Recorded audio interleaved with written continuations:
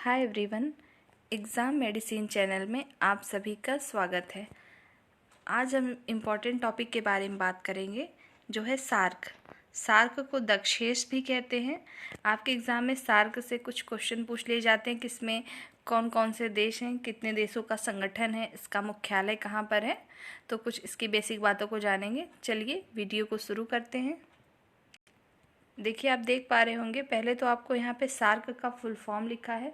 इससे ही आपके क्वेश्चन पहला बन सकता है कि सार्क का फुल फॉर्म क्या होता है। क्या होता है? South Asian association for regional cooperation. ठीक है, याद रखिएगा, south Asian association for regional cooperation इसका फुल फॉर्म होता है। सार्क को ही क्या कहते हैं? अभी मैंने बताया था, इसको दक्षेस भी कहते हैं। तो ये पूछा जा सकता है। आगे देखते हैं। देखिए, जो इसकी स्थापना हुई थी वो हुई थी 8 दिसंबर 1985 को, 1985 को हुई थी। कहाँ हुई थी? ढाका में स्थापना इसकी हुई थी। ठीक है, और ये ढाका में बांग्लादेश में क्यों हुई थी? क्योंकि जब इसका संगठन बनाना था तो उस समय बांग्लादेश के ही जो राष्ट्रपति थे उन्होंने ही पहले इसकी पहल की थी, तो उस समय ये बनाया गया था।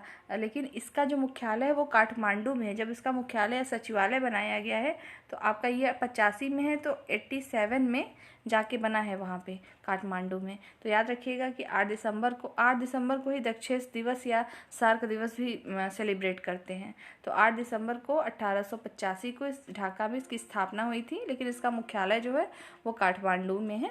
आगे देखते हैं। देखिए, अब देखते हैं कि इसके कौन कौन से सदस्य राष्ट्र हैं।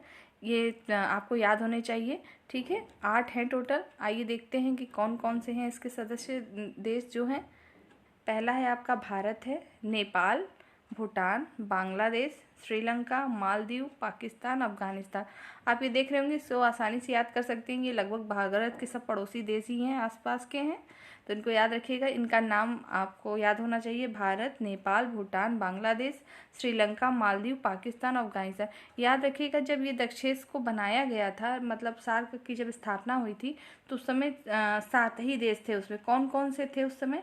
पहला आपका भारत था उसमें शामिल, नेपाल था, भूटान था, बांग्लादेश, श्रीलंका, मालदीव, पाकिस्तान। अफगानिस्तान नहीं था उस समय, बाद में 2007 में। देखिए, ये जो 2007 में जब शिखर सम्मेलन हुआ था, उस समय अफगानिस्तान ऐड हुआ था। उस जब शुरू में स्थापना हुई तो सिर्फ 7 ही कंट्री थी, ये आपको याद रखना है। बाद में अफगानिस्तान को जोड़ा गया था। देखिए, और इसके बारे में और देखिए, दक्षिण एशियाई जो है 8 देशों का आर्थिक राजनीतिक संगठन है ये। ठीक है, याद रखेंगे। अगला आपको इसमें मेन इसको याद रखना है, इसकी स्थापना 8 दिसंबर 1985 को हुई थी। भारत, पाकिस्तान, बांग्लादेश, श्रीलंका, नेपाल, मालदीव और भूटान मिलकर की गई थी। देखिए, यहाँ लिखा है अप्रैल। अप्रैल मतलब 3 अप्रैल था वो। 3 अप्रैल 2007 में संघ के 14वें शिखर सम्मेलन, जब 14वां शिखर सम्मेलन हुआ था तो उस समय अफगानिस्तान को 8वां सदस्य बनाया गया था। इसका जो शिखर सम्मेलन है वैसे तो हर प्रतिवर्ष होना चाहिए, लेकिन ये नहीं हो पाता है। 2 वर्ष 3 वर्ष में ऐसे होते रहते हैं। तो इसके जो शिखर सम्मेलन 14वां हुआ था जब, तभी 2007 में, तब अफगानिस्तान को इसमें जोड़ा गया था। आगे देखते हैं। देखिए, जो आपका सार्क है, ये जो सार्क है, इसके सार्क जो है इसका कार्य पूछा जाता है, इसे कार्य क्या है? जो दक्षिण एशियाई के लोगों के कल्याण को बढ़ावा देने के लिए, उनके जीवन की गुणवत्ता को सुधारने के लिए इस संगठन को बनाया गया था। और अभी आपने देखा कि राजनीतिक और आर्थिक संगठन है ये, तो इसीलिए इसका ये भी कार्य है सार्क का कि ये आर्थिक, सामाजिक एवं सांस्कृतिक विकास में तेजी लाने के लिए, जितने भी हमारे दक्षिण एशियाई देश हैं उनमें, और सामूहिक आत्मनिर्भरता को बढ़ावा और मजबूती देने के लिए इस संगठन को बनाया गया था।